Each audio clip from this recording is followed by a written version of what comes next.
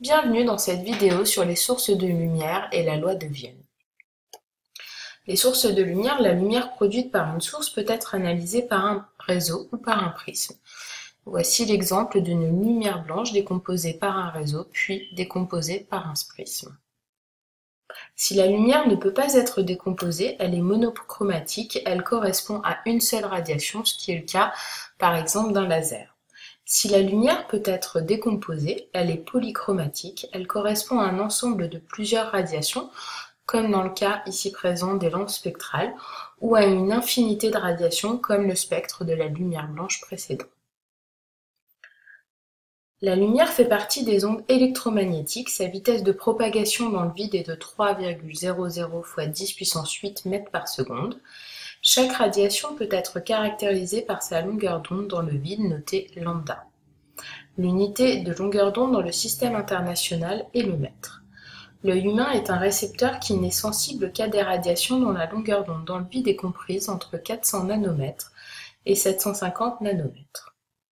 Les radiations ultraviolettes, appelées également rayonnement UV, ont une longueur d'onde dans le vide inférieure à celle de la lumière visible, donc inférieure à 400 nanomètres. Les radiations infrarouges ont une longueur d'onde dans le vide supérieure à celle de la lumière visible, donc supérieure à 750 nanomètres. Couleur des corps chauffés. Un corps dense émet un rayonnement électromagnétique que l'on appelle rayonnement thermique, qui dépend de sa température et dont le spectre est continu. Sur ces deux images, vous pouvez constater l'évolution du spectre de la lumière émise par le filament d'une lampe lorsque sa température augmente.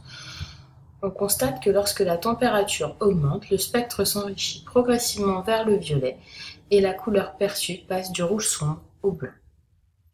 Loi de Vienne.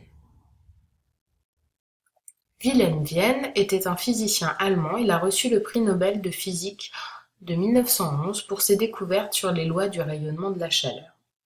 Il a montré expérimentalement que le spectre continu du rayonnement thermique émis par un corps à la température T a une intensité maximale pour une longueur d'onde dans le vide, lambda m, qui est donnée par la relation lambda m égale à 2,90 10 puissance moins 3 sur T.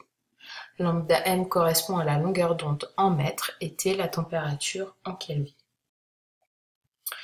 Il existe une relation entre le Kelvin et le degré Celsius. Le Kelvin est l'unité du système international en thermodynamique. 0 Kelvin correspond au zéro absolu. Le Kelvin n'étant pas une mesure relative n'est jamais précédé du mot degré, contrairement au degré Celsius. L'échelle des températures Celsius est par définition la température absolue décalée en origine de 273,15 Kelvin. Sur ce graphique, vous pouvez observer l'intensité du rayonnement thermique en fonction de la longueur d'onde dans le vide. Le maximum d'émission se situe dans l'infrarouge, mais le corps émet aussi dans le visible. La loi de Vienne ne suffit pas à prévoir la couleur d'un corps chauffé, car cette couleur dépend de l'ensemble des radiations visibles émises. La première utilisation et la plus courante de la loi de Vienne permet de déterminer la température de la surface d'une étoile, en fonction du spectre d'émission.